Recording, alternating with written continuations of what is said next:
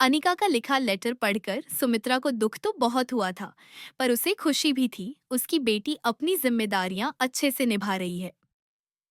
अनिका ने लेटर में झूठ लिखा था कि वो 1 महीने के लिए शहर से बाहर जा रही है और वो 1 महीने बाद वापस आ जाएगी।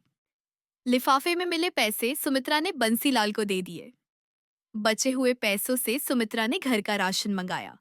जब 2 घंटे बाद अर्नब वापस अपने रूम में आया, तो अनिका को अभी भी वहीं खड़ा देखकर चौंकते हुए बोला, तुम अभी भी ऐसे ही खड़ी हो? तुमने कपड़े क्यों नहीं चेंज किए? अनिका ने अपनी चुप्पी तोड़ते हुए धीरे से कहा, मैं अपने कपड़े लेकर नहीं आई। अर्नब बोला, ओह शिट, ये तो मैं भूल ही गया। इस टाइम तो पॉसिबल नहीं होगा। कल तुम्हें नए कपड़े मिल जाएंगे। अर्नब ने कहा और फिर सोचते हुए बोला, पर तुम अभी क्या पहनोगी? इन कपड़ों में तो तुम सो भी नहीं सकती। ये कहते हुए अर्नब के कदम वार्डरोब की तरफ बढ़ गए। अर्नब ने अपने वार्डरोब से एक लूज टी शर्ट और ट्राउजर निकाला और अनिका की तरफ बढ़ाते हुए बोला, आज रात क्या तुम इससे काम चला सकती हो? मैंने इन्हें सिर्फ एक बार ही पहना है। अनिका ने पहले तो अर्नब को देखा, फिर उसके हाथ में पकड़े कपड़ों को। अनिका ने अर्नब के हाथ से कपड़े ले लिए और उन्हें बेड पर रख दिया। फिर मिरर के सामने बैठ गई और अपनी ज्वेलरी उतारने लगी। अर्नब सोफे पर जाकर बैठ गया और अपने लैपटॉप पर काम करने लगा। अर्नब के होठों पर बड़ी सी स्माइल आ गई जब उसने शेयर की कीमत को बढ़ते हुए देखा।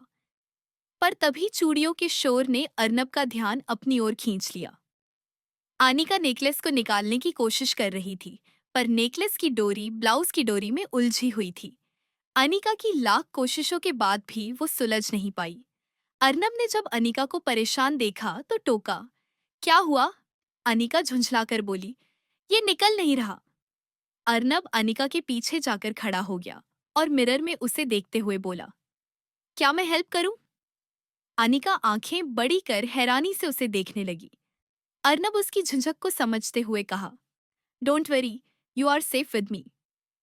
अर्नब ने ये इतने कॉन्फिडेंस और भरोसे से कहा कि अनिका ने अपने हाथ खींच लियो। अर्नब झुका और उलझी हुई डोरियों को सुलझाने के लिए जैसे ही उसने डोरियों को छुआ, उसकी उंगलियां अनिका को छू गई।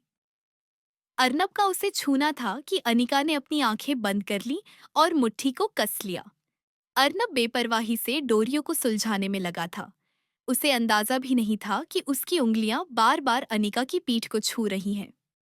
अर्नब की इतनी कोशिशों के बाद भी डोरियां सुलझने का नाम ही नहीं ले रही थीं। परेशान होकर अर्नब ने डोरियों को जोर से खींच दिया। अनिका ने फौरन ही आंखें खोली और मिरर में देखने लगी। अनिका को ब्लाउज की कसावट ढीली महसूस हो रही थी।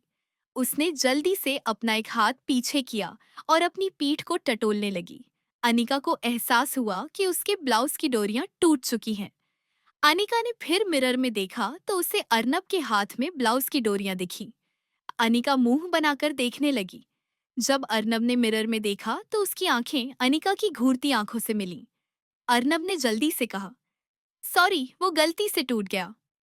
अर्नब ने जल्दी से पलकें झुका ली तो उसकी नजर अनिका की बैक पर चली गई। पहले तो अर्नब की आंखें हैरानी से बड़ी हो गई, पर फिर उसने जल्दी से अपनी आंखें बंद कर लीं। अनिका ने जब अर्नब को आंखें बंद करते देखा तो उसने जल्दी से लहंगे के दुपट्टे से खुद को ढक लिया और बेड पर रखे कपड़ों को लेकर बाथरूम में चली गई। अनिका के जाते ही अर्नब ने अपनी आंखें खोली और झुंझला कर बोला, क्या जरूरत थी तुझे ये करने की? वो खुद कर लेती। तू हेल्प करने आया था या उसे एम्बैरस करने? अनिका जब चेंज करके आई तो देखा अर्नब सोफे पर चादर से खुद को पूरी तरह ढक कर सो रहा था। वहीं चादर के अंदर लेटा अर्नब खुद से ही कह रहा था, ये अच्छा किया खुद को इस चादर से ढक लिया, वरना जो अभी मैंने किया उसकी वजह से तो मैं उससे नजरें भी नहीं मिला पाता। अनिका भी चुपचाप आकर बेड का एक कोना पकड़कर लेट गई, पर उसकी आंखों में नींद नहीं थी। उसे अपने घर की याद आ रही थी। अपनी माँ से झूठ बोलना कि वो शहर से बाहर है, पर वो रहा तो इसी शहर में रही है। ये झूठ बोलने का गिल्ट उसे अंदर ही अंदर मार रहा था। अनिका की आंखों के कोने से आंसू निकलने लगे। कब वो रोते रोते सो गई, उसे पता ही नहीं चला। सुबह जल्दी उठने वाली अनिका आज अभी तक सो रही थी। अर्नब उठकर बाथरूम में जा ही रहा था कि उसकी नजर बेड के कोने में सिकुड़कर सो रही अनिका पर गई। उसे इस तरह सिकुड़कर सोता देखकर अर्नब उसके पास चला गया। तभी अर्नब को याद आया, चादर तो उसने ले ली थी। अनिका पूरी रात बिना चादर के सोई थी और फिर अर्नब की नजर ऐसी पर गई जो काफी ज्यादा लो था। अर्नब ने जल्दी से ऐसी बंद किया और अनिका के माथे को छूकर देखने लगा। अनिका का शरीर आग की भट्टी की तरह तप रहा था। अर्नब को अब खुद पर गुस्सा आ रहा था। इसकी ये हालत मेरी वजह से हुई है। अर्नब ने जल्दी से अनिका को चादर ओढ़ाई और रोनित को कॉल किया।